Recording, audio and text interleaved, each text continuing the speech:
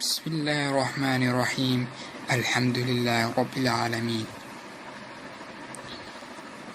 kani waa kan halka deeqto taris ku soo dhawow waxaan idiin soo gudbin waxyaabo aad ka heli doontaan fadlan haddaad ku cusub tahay kanaalka subscribe saar kadibna furo gambaleelka si ay kuu soo gaaraan waxyaabaha aan ku soo gudbinayno mahadsanid maanta waxaan idiin soo gudbinaynaa 10 ka mid ah halku dhigyadii mid ka mid ah hogaamiyayaashii hore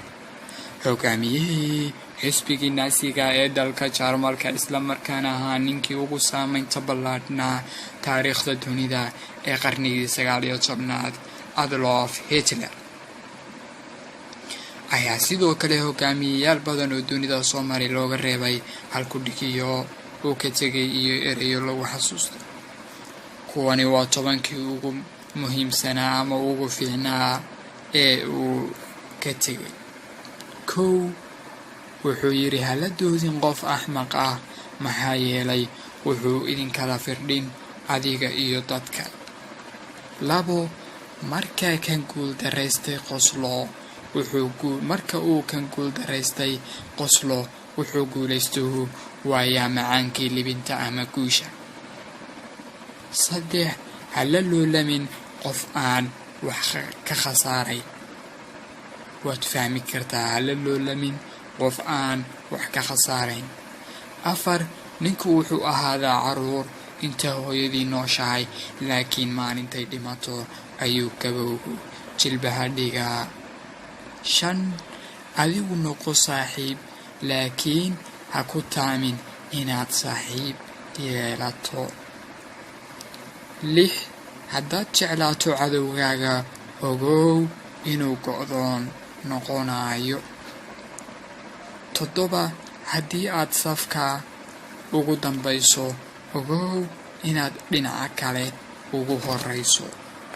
waad fahanteen baan filayaa sideed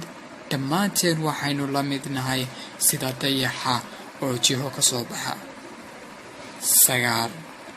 ha ka hormarin dooqa xaaskaaga ama ha ka hor imaan dooqa xaaskaaga waayo waxaa tahay kan keliya ee ay dooratay ama ay xulatay xaaskaaga 10 dhammaanteen waxaynu jecelnahay wixii la soo dhaafay ee tegay waayo waxaynu u jecelnahay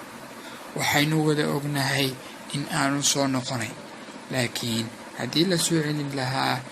waynu wada karahiyeysan lahayn aad baad u mahadsantihiin sida fiican ee aad noo dhegaysateen وبالله التوفيق بسم الله الرحمن الرحيم الحمد لله رب العالمين